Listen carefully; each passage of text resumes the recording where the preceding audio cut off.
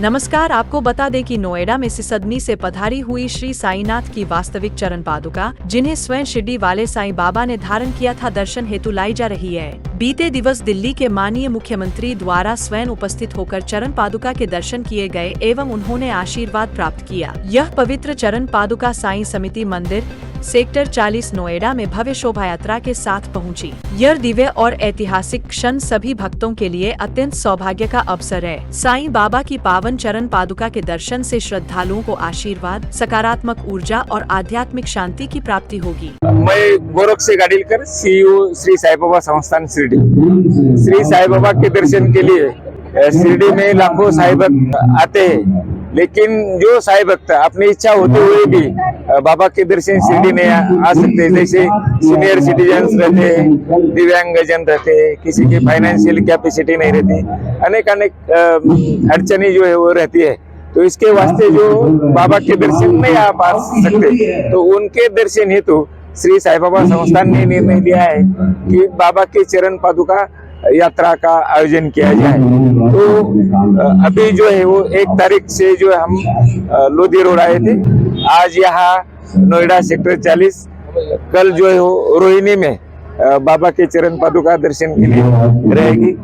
इसके बाद जो है वो 5 तारीख और 6 तारीख चंडीगढ़ में है, 7 तारीख को जालंधर में, 8 तारीख कुरुक्षेत्र, 9 और 10 तारीख जो है वो आगरा में, 11-12 तारीख जो है वो लखनऊ में प्रोग्राम है, और 13 तारीख जो है 13 दिसंबर को बाराबंकी में प्रोग्राम है।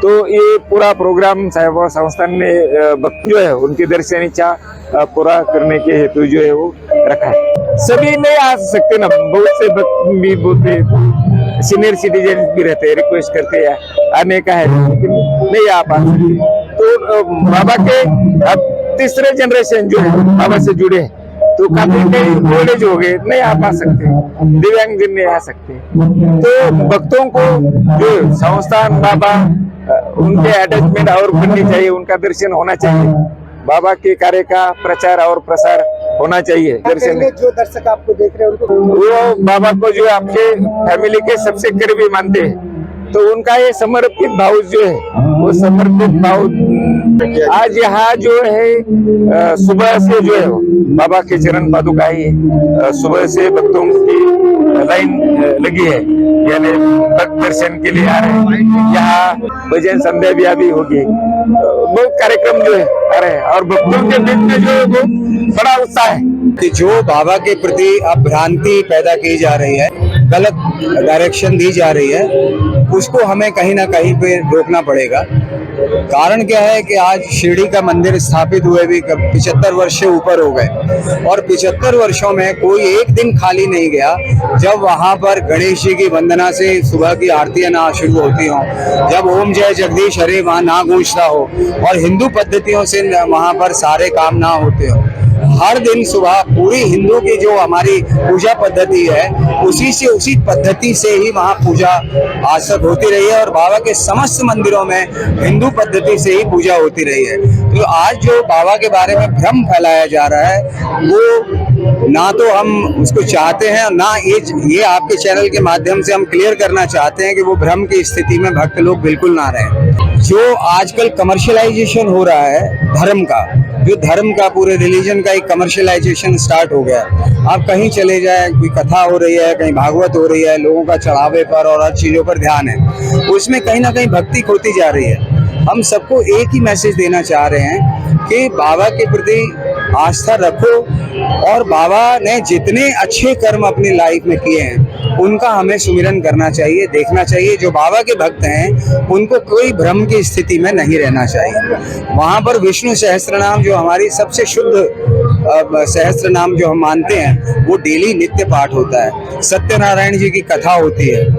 तो ये जो इतना सब होने के बावजूद जो भ्रम की स्थिति है, तो ये भक्तों को भ्रम में नहीं रहना चाहिए। तो हमें क्या करना चाहिए उसके लिए कि जहाँ भी ये सत्संग होते हैं, कथा भागवत होती है, हमें अंधे होकर वहाँ पर धन नहीं फेंकना चाहिए, बल्कि जरूरतमंदों की मदद करनी चाहिए, ताकि ये जो साम्राज्य, जो पैसा जो इकट्ठा हो रहा है, तो एक तरह से ये कमर्शियलाइजेशन होकर एक बिजनेस का एस्पेक्ट ले लिया है, जो कि गलत है। और किसी भी कथा से वो ऐसे ही उठ जाते थे, 1 रुपया उन्होंने आज तक स्वीकार नहीं किया। तो कथा करनी है, भागवत करनी है, तो हमारा विचार ऐसे होने चाहिए कि हम वहाँ से भगवान के अगर हम आश्रित हैं तो वहाँ से धन का अर्जन ना करें।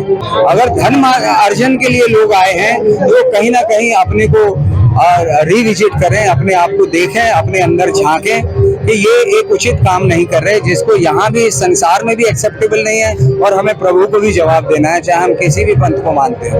तो ये कमर्शियलाइजेशन बंद होना चाहिए, व्यासपीठ शुद्ध रहनी चाहिए। शुद्ध व्यासपीठ तभी रहेगी जब वहाँ से धन को हटा दिया जाए, तभी व्यासपीठ शुद्ध होगी, और शुद्ध व्यासपीठ ही सच्चा मैसेज भक्तों को दे पाएगी। मैं देवराज गोयल, साई मंदिर सेक्टर 40 नोएडा से बोल रहा हूँ।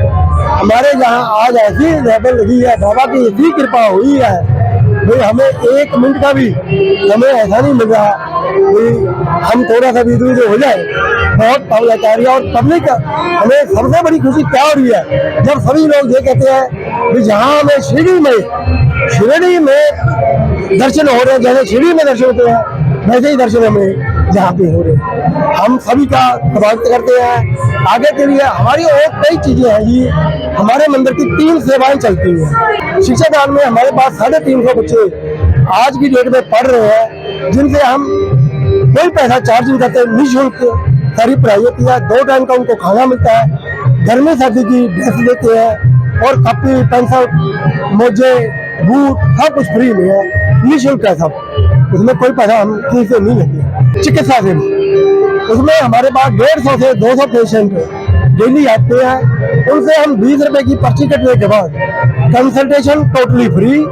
उसके बाद जितनी भी दवाई लेते हैं डॉक्टर साहब, चाहे 5000 की चाहे 10,000 की, उसका हम कोई पैसा चार्ज नहीं करते, और सभी को दवाई देते हैं। जो कोई पेशेंट ज्यादा होगा तो हम रिकमेंड कर देते हैं उनको दूसरे हॉस्पिटल। और जो मैं आप सबसे अपील कर रहा हूँ, हाथ जोड़कर रिक्वेस्ट कर रहा हूँ, हमारा ये बच्चों के लिए स्कूल का निर्माण हो रहा है, नव निर्माण, जो कि 2 एकड़ जगह में बन रहा है, ग्रेटर नोएडा सेक्टर 2 में बन रहा है। उसका स्ट्रक्चर खड़ा होगा। हमारी हर वीडियो सबसे पहले देखने के लिए चैनल को सब्सक्राइब करके दबाएं बेल आइकॉन।